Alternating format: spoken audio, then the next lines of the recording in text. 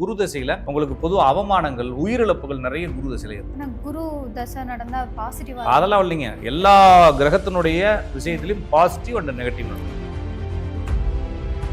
அதனால இந்த தசை வந்தா பாசிட்டிவ் ஆயிரும், இந்த தசை வந்தா மேல போயிடலாம் அப்படின்னு சொல்லி யாராவது ஜோசிக்காரங்க சொன்னா நம்பாதீங்க. ஒவ்வொரு தசையும் வரும்பொழுது அதனுடைய மொத்த நெகட்டிவையும் கொடுத்துட்டு தான் போகும். இருக்கிறதே இந்த மோசமான தசை குரு தசை தான். நிறைய அவமானங்களை அசிங்கங்களையும் கொடுக்கறது குரு தசை தான். நிறைய பேர் குரு தசைலாம் தவறியே போயிடுறாங்க. அப்போ ஒரு தசை நடக்கும்போது அந்த கிரகத்தினுடைய நன்மை மற்றும் தீமைகளை எக்ஸ்ட்ரீமா கொடுத்துட்டு போயிடும். இப்போ ஒருத்தருக்கு என்ன தசை நடந்தாலும் அவருக்கு சுக்கிர தசையோ சூரிய தசையோ சூரிய புத்தியோ வந்தா அவங்க அப்பாவுக்கு கொஞ்சம் பிரச்சனை கொடுக்கும். இந்த சூரிய தசை வரும்பொழுது தலைவலி, முதுகுத்தண்டு வலி, அப்பாவுடைய உறவு பிரச்சனை, அரசாங்கத்தினால் ஆபத்து, நிறைய கேஸ் வாங்குறதுல சூரிய தசை தான் வாங்குவாங்க.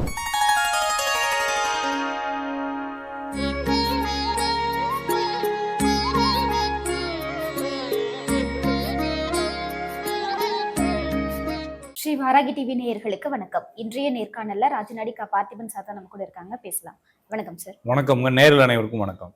சார், இப்போ ஒவ்வொருத்தருடைய ஜாதகத்திலையும் தசா புத்திகள் அப்படின்னு சொல்றாங்க. ஒவ்வொரு வயசுல இந்தந்த தசா நடந்ததுன்னா இந்த மாதிரியான விஷயங்கள் நடக்கும். சோ என்ன தசா நடந்தா என்ன மாதிரியான விஷயங்கள் நடக்கும்? தசா புத்தி அப்படின்னா பேசிக்கா புரியறதுக்கு சொல்றேன். ஒரு ஜாதகத்துல சந்திரன் இருக்கக்கூடிய ராசியை தான் ஜனன ராசி, ஜென்ம ராசி.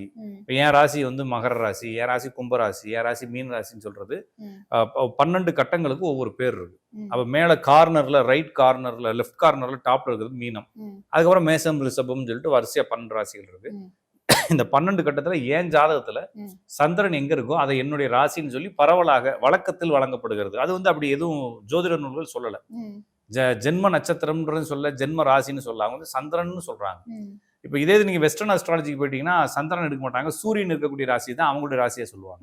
நம்ம ஊர் வழக்கத்துல நட்சத்திர ராசி மண்டலத்தை பயன்படுத்துவதால், நட்சத்திரங்களை பிரிப்பதற்காக சந்திரனை பயன்படுத்தி இருப்பதால் சந்திரனே டைரக்டா எடுத்துக்கிட்டு சந்திரன் மூவ் ஆகிற மாதிரி ஒரு விஷயமும், அது மட்டும் இல்லாம எல்லா கிரகங்களுக்கும் ஒரே ஒரே ஃபார்வர்ட் மோஷன் மட்டும்தான் இருக்குது, இன்க்ளைன்டு மோஷன் எதுவுமே இல்லை. அப்படிங்கிறப்ப சந்திரன் மட்டும்தான் மேலையும் கிளையும் ஆடிக்கிட்டு இருக்கு. பூமியை சுத்தியும் வருது, மேலையும் கிளையும் ஆடிக்கிட்டு இருக்குன்றப்ப அந்த மேலையும் கிளையும் ஆடுறத ஒரு மண்டலமாக பிரிச்சு அதை தாஜிகம் சொல்லி தசாபுத்தின்னு பிடிச்சாங்க. அதை எந்த அடிப்படையில் பிடிக்கிறாங்கன்னா, ஒரு சந்திரன் எந்த நட்சத்திரத்துல நிக்குதோ அந்த நட்சத்திர அதிபதி தான் அவருடைய ஃபர்ஸ்ட் பிறந்தோடனே அது இப்ப கேது நட்சத்திரம், இப்ப ஒருவேளை அஸ்வினியில் நிக்கிறாரு ஆனா மகத்துல நிக்கிறாரு அப்படின்னா அவர் கேது தசையில் பிறந்திருக்கிறார். அப்ப கேதுவுக்கு அடுத்து சுக்கிர தசை, அதுக்கடுத்து சூரிய தசை சொல்லி அடுத்தடுத்த திசைகளை அவர் வாழ்வதாக. அப்ப அவருடைய வாழ்நாள நம்ம ஒரு ஒரு ஸ்கெட்ச் போட்டு காட்டணும் அப்படின்னா வேற எதுலையுமே அவருடைய வாழ்நாளை காட்ட முடியாது. என்னுடைய ராஜநாடி மெத்தட்ல பாத்தீங்கன்னா அதுல கோச்சாரங்களை நம்ம பயன்படுத்துறோம். இன்னும் சில ஜோசியங்கள் கோச்சாரங்களை பயன்படுத்துறாங்க. சில ஜோசியர்கள் லக்னத்திற்கும் ராசிக்கும் கோச்சாரம் பாக்குறாங்க, அது சரியா வராது.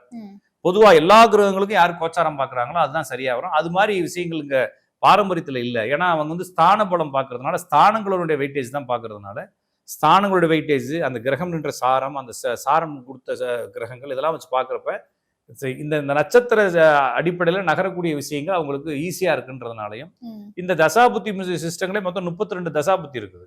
இதுல நம்மளுடைய இந்த விம்சோத்ரின்னு இப்ப நம்ம ஜோசியத்துல சொல்றாங்கல்ல, சூரிய தசை நடக்குது, சுக்கிர தசை நடக்குதுன்னு சொல்றாங்க. விம்சோத்ரி, விம்சோத் அப்படின்னா 120ன்னு அர்த்தம். அப்ப 120 ஆண்டு காலங்களை பிரித்து கூறுவதால் இது விம்சோத்ரி தசா சிஸ்டம். இந்த தசா சிஸ்டத்துல கேது திசையில ஒருத்தர் பிறக்கிறார் அப்படின்னா அவர் குறிப்பிட்ட வருஷம் கேது திசையில இருப்பார்.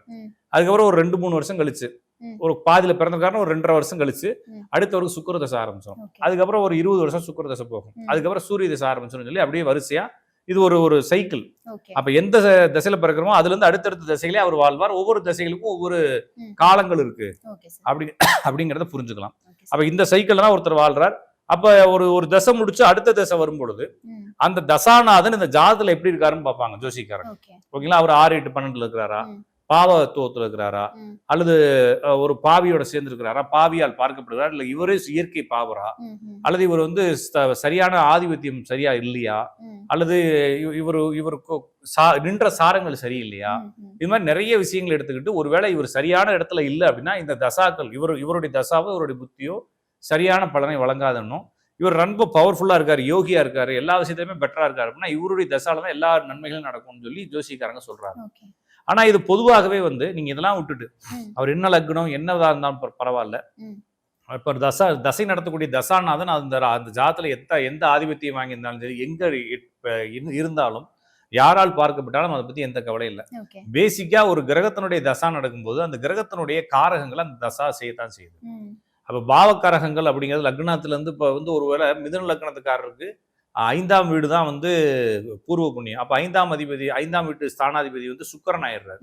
அதே இது ஒருத்தருக்கு வந்து சிம்ம லக்னத்துக்காரருக்கு 5ஆம் அதிபதி வந்து குரு ஆயிடுறாரு. அப்போ ஒவ்வொரு லக்னத்துக்கும் ஒவ்வொரு ஆளா மாறுறப்ப நீங்க இதை போட்டு குழப்பவே தேவையில்லை. சிம்பிள். நீங்க வந்து கிரகக்காரங்களை எடுத்துக்க வேண்டியதான். அப்ப சூரியன்னா தந்தை, சந்திரன்னா தாய், சுக்கிரன்னா மனைவி, செவ்வாய்னா கணவன், புதன்னா சகோதரி சகோதரன், சனினா வந்து தொழில், குருனா ஜாதகர் இப்படின்ற கால்குலேஷன் எடுத்துக்கிட்டீங்கன்னா இதை வந்து மனசுக்குள்ள வச்சுட்டீங்கன்னா போதும். அப்போ ஒரு தசை நடக்கும் பொழுது அந்த கிரகத்தினுடைய நன்மை மற்றும் தீமைகளை எக்ஸ்ட்ரீமா கொடுத்துட்டு போயிடும். இப்போ ஒருத்தருக்கு என்ன தசை நடந்தாலும் அவருக்கு சுக்கிர தசையோ சூரிய தசையோ சூரிய புத்தியோ வந்தா அவங்க அப்பாவுக்கு கொஞ்சம் பிரச்சனை கொடுத்தோம். அது என்னவா இருந்தாலும் சரிங்க. அவர் வந்து சூரியன் சூப்பரா இருக்கட்டும், இல்லைன்னா சூப்பர் இல்லாம இருக்கட்டும், ரொம்ப கேவலமா இருக்கட்டும், எப்படி இருந்தாலும் அந்த சூரிய தசையோ சூரிய புத்தியோ வரும்போது அந்த ஜாதகருடைய தந்தைக்கு ஏதாவது ஒரு இடர்பாடுகளை கொடுக்குது. அடுத்து அந்த ஜாதகருடைய தொழில் விஷயங்கள்ல மேம்பாடுகள் அடையுது. அரசு வழியான பதவிகள், அரசியல் லாபங்கள். நிறைய பேர் பாத்தீங்கன்னா சூரிய திசை வரும்போது அரசியலுக்குள்ள போவான். அரசியலுக்கு அவனுக்கு சம்பந்தமே இருக்காது. திடீர்னு சூரிய திசை ஆரம்பிக்க அரசியலுக்குள்ள போயிடுவான். சும்மா லோக்கல்லையாச்சும் ஒரு 4 கவுன்சிலர் 4 வார்டு மெம்பரோட சேர்ந்து சுத்திட்டு ஏதாச்சும் இது பண்ணிட்டு இருப்பாங்க. கொஞ்ச நாள் கழிச்சு சூரிய திசை முடிய ஒரு வேற இடத்துக்கு மூவ் ஆன் ஆயிடுவார். எத்தனை ஆண்டுகள் இருக்கும் சார்? அது ஒரு 7 வருஷம் வரைக்கும் சொல்லலாம் வச்சுக்கலாம். இப்ப வந்து இது வந்து வருஷம் மாறிக்கிட்டே இருக்கு. இது ஒரு மேட்டர் கிடையாது. தசை தான். அப்ப சுக்கிர தசை வரும்போது பாத்தீங்கன்னா பண விஷயத்துல தொந்தரவுகள் வரும். மனைவி மக்களோட பிரச்சனைகள் வரும். நிறைய பேருக்கு கல்யாணம் ஆகும். நிறைய பேருக்கு ரொம்ப நாள் வர வேண்டிய சொத்துக்கள் வரும். இந்த சூரிய தசை வரும்பொழுது தலைவலி, முதுகுத்தண்டு வலி, அப்பாவுடைய உறவு பிரச்சனை, அரசாங்கத்தினால் ஆபத்து, நிறைய கேஸ் வாங்குறதுல சூரிய தசை தான் வாங்குவாங்க. அப்ப என்னன்னா இந்த சூரியன் எங்க இருந்தாலும் அந்த சூரியனுடைய பண்புகளை விடாம செய்யாம போவாது. அப்ப சூரியன் என்பது இந்த செய்யும். சந்திர திசையில வந்து பொதுவாக அவமானங்களை ஏற்படுத்தும். அதே மாதிரி அம்மாவுடைய உடல் நலத்துல குளறுபடிகள் ஏற்படுத்தும். அப்பாவே டிஸ்டர்ப் பண்ணா அம்மாவை டிஸ்டர்ப் பண்ணுங்க, அப்பாவை டிஸ்டர்ப் பண்ணும்.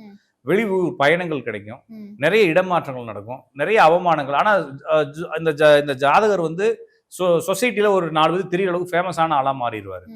சதா மனக்குழப்பங்கள் உள்ள ஆளாகிடுவார். அடுத்து செவ்வாய் திசை என்பது பொதுவாக வழக்குகளை கொடுக்கும். நண்பர்களை ஃபுல்லா யார் இவனை நம்பலாமா வேணாமா, இவனை நம்பினா கழட்டி விட்டுலாமா இப்பயே அப்படின்ற மாதிரி உண்மை முகங்களை வெளிப்படுத்தும். நிறைய வழக்குகள், உடல்நல கோளாறுகள், நிறைய அறுவை சிகிச்சை, இல்லைன்னா உயிர் ஆபத்துகள் பற்றிய பயங்கள், இது மாதிரி விஷயங்களை செவ்வாய் திசை கொடுக்கும். அடுத்து இருக்கக்கூடியது ராகு திசை என்பது பொதுவாக ராகு திசை வந்து மனக்குழப்பங்களை கொடுக்கும், பேராசைகளை கொடுக்கும். ஆனா நிறைய விஷயங்களை சக்சஸ் பண்ணுவாங்க. நிறைய புது புது விஷயங்கள் கண்டுபிடிக்கிறது, இல்லைன்னா உறவுகளோட நிறைய நெருங்கி போறதெல்லாம் இருக்கும். நிறைய தொற்றுகள், விஷக்கிருமி கடிகள், அதுக்கப்புறமா வந்து அலர்ஜி ஆகுறது, இந்த மாதிரி விஷயங்கள் நடக்கும். அடுத்து வந்து இந்த குரு திசை, செவ்வாய் திசையில சொல்லியாச்சு. குரு திசையில உங்களுக்கு பொதுவாக அவமானங்கள், உயிரிழப்புகள் நிறைய குரு திசையில ஏற்படும். குரு தசை நடந்தா பாசிட்டிவா அதெல்லாம் இல்லைங்க. எல்லா கிரகத்தினுடைய விஷயத்திலையும் பாசிட்டிவ் அண்ட் நெகட்டிவ் நடக்கும். அப்ப குருங்கிறது அவமானம், இல்லைன்னா கௌரவம்னு வச்சுக்கோங்களேன். அந்த கௌரவத்துக்கு பங்கம் வரும். குரு வந்து உறவுகளுடைய உயிராபத்துக்களை கொடுக்கக்கூடிய கிரகம். எப்பயுமே குரு மேல ராகு போனாலும், ராகு மேல குரு போனாலும் ஒரு ஜாதகத்துல குடும்பத்துக்குள்ள ஏதாவது ஒரு கர்ம காரியம் நடக்கும்னு சொல்லுவாங்க. அப்ப அது மாதிரி குரு தசை வரும்போது கர்ம காரியங்களை செய்யும். அதே மாதிரி குழந்தை சம்பந்தமான விஷயங்கள்ல கொஞ்சம் தொந்தரவுகளை கொடுக்கும். அடுத்து சனி திசை வரும்பொழுது தொழில் ரீதியான மேம்பாடுகள், பூர்வீகத்திலே வாழ்ந்துடலான்ற ஆசை, பூர்வீக சொத்து மீது ஆர்வம், சொசைட்டி மீது ஆர்வம். நிறைய பேர் பாத்தீங்கன்னா சனி திசை வரும்போது இந்த லோக்கல் வார்டு மெம்பர், கவுன்சிலர் ஆவாங்க. சர்வீஸ் ஓரியன்டா நான் வந்து ஏதாச்சும் ட்ரஸ்ட் ஆரம்பிக்கிறேன், அது மாதிரி ஏதாச்சும் ஒன்று செய்வாங்க. சமூகம் பற்றிய அக்கறைகளை கொண்டுறது. அப்புறம் புதனுடைய திசை வந்துச்சு அப்படின்னா பொதுவாக லேண்ட் வாங்குறது, டாக்குமெண்ட் வாங்குறது, சொத்துக்கள் வாங்குறது, சொத்துக்கள் சேர்க்கறதெல்லாம் செய்வாங்க. கேது திசை வந்துச்சு அப்படின்னா பொதுவாக நிறைய விஷயங்கள் கத்துக்குவாங்க. நிறைய படிக்கிறதெல்லாம் கேது திசையில தான் படிப்பாங்க. ஆனா ரொம்ப டேஞ்சரான திசை அப்படிலாம் ஒன்றும் கிடையாதுங்க. கேது திசை டேஞ்சரான திசை. நிறைய அனுபவங்கள் கிடைக்கும். நிறைய எல்லாருடைய உண்மை முகங்களும் தெரியும் பொழுது நம்மளுக்கு இல்லை யாரோடையும் பழகணுன்ற எண்ணம் வராது. எல்லா காலத்தினுடைய எல்லா கோணங்களையும் நம்மளுக்கு காட்டும். அதனால கேது திசை நிறைய பேர் இருக்காங்க. அப்படிலாம் ஒண்ணும் இல்லை. அப்படி பார்த்தா குரு திசையும் ரொம்ப மோசமான தசை. இருக்கிறதுலே மோசமான தசை குரு தசை தான். நிறைய அவமானங்களையும் அசிங்கங்களையும் கொடுக்கறது குரு தசை தான். நிறைய பேர் குரு தசைலாம் தவறியே போயிடுறாங்க. குரு தசையில குடும்பத்துல கர்ம காரியங்கள் நடக்கும். அப்படிங்கிறப்ப குரு தசை இருக்கிறது மோசமான தசை. அடுத்து வந்து சுக்கிர தசை நம்ம பேசியாச்சு. பொதுவா செல்வ வளங்களை சேர்க்கும், புதிய சொத்துக்கள் வாங்குறது, இந்த மாதிரி விஷயங்கள் செய்யும். சுக்கிர தசையில வயசானவங்க இறந்துருவாங்க. வீட்டில் வயசானவங்க, குடும்பத்துல உறவுகள் இருக்கவங்க, இந்த மாதிரி நபர்கள் சுக்கிர திசையில தவறிடுவாங்க. ஆனா அவங்களுக்கு ஏதாச்சும் உயிராபத்துக்களை கொடுக்கும். அப்ப இந்த 9 திசைகளும் சர்க்கிளா வந்துட்டே இருக்கும். 120 ஆண்டுகள் வரும். இது என்னென்ன திசை, என்னென்ன ஆண்டுகள் கூகுள் பண்ணா தெரிஞ்சும். இதெல்லாம் ஒரு பெரிய மேட்டர் கிடையாது. அதே மாதிரி இது இது என்னென்ன திசைக்கு அடுத்து என்னென்ன திசை வருன்றது ஒரு சீக்வன்ஸ் இருக்குது. இந்த சீக்வன்ஸும் கூகுள் பண்ணா தெரிஞ்சிடும்.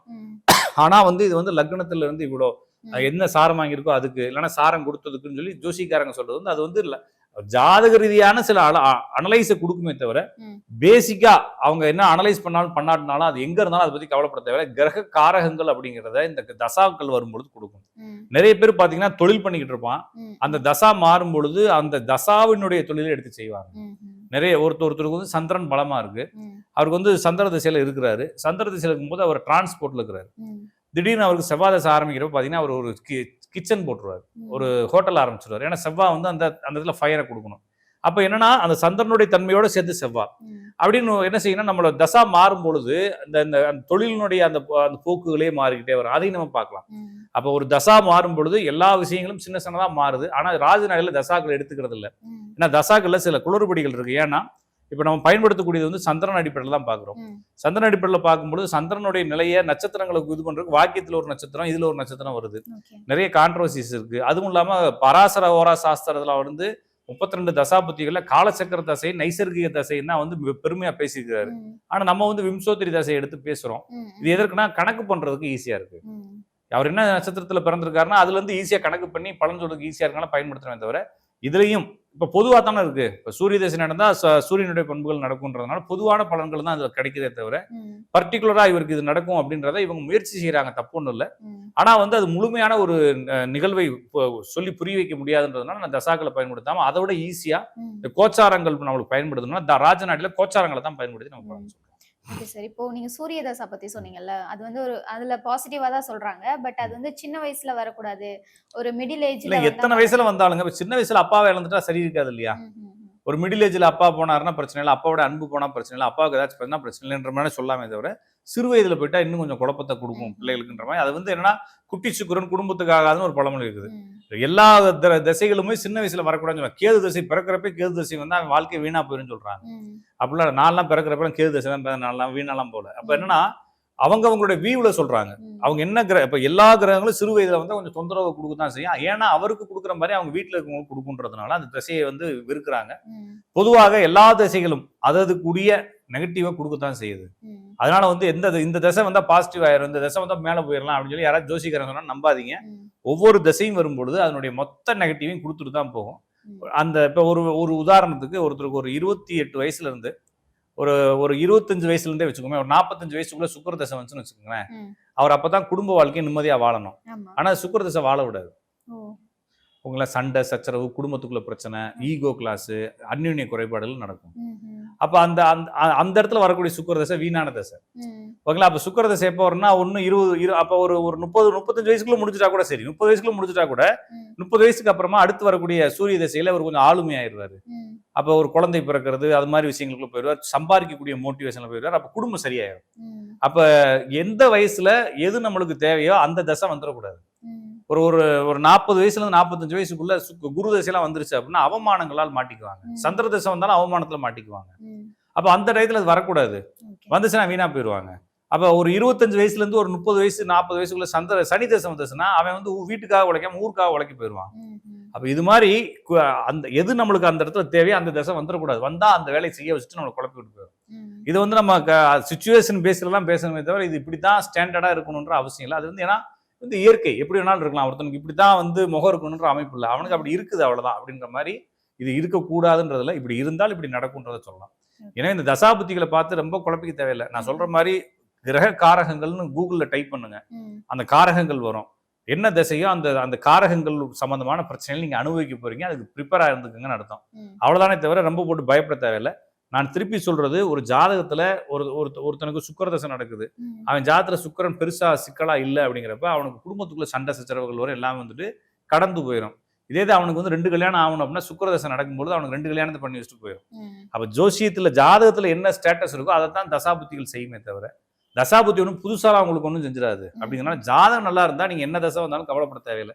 அந்தந்த தசைகளுடைய பிளஸ் மைனஸ் கண்டிப்பா நடக்கத்தான் செய்யும். ஆனா சாதகம் டேமேஜா இருந்துச்சு அப்படின்னா நீங்கள் அந்த தசை வரதுக்கு முன்னாலே பஞ்சாயத்து ஆரம்பிச்சு வச்சுட்டு தசை வரும்போது இன்னும் ரொம்ப கொடுமையான பஞ்சாயத்துல பண்ணிட்டு போகும் அப்படின்றத தெரிஞ்சுக்கலாம். ஓகே சார், தொடர்ந்து பேசலாம் சார். நன்றி. நன்றி, வணக்கம்.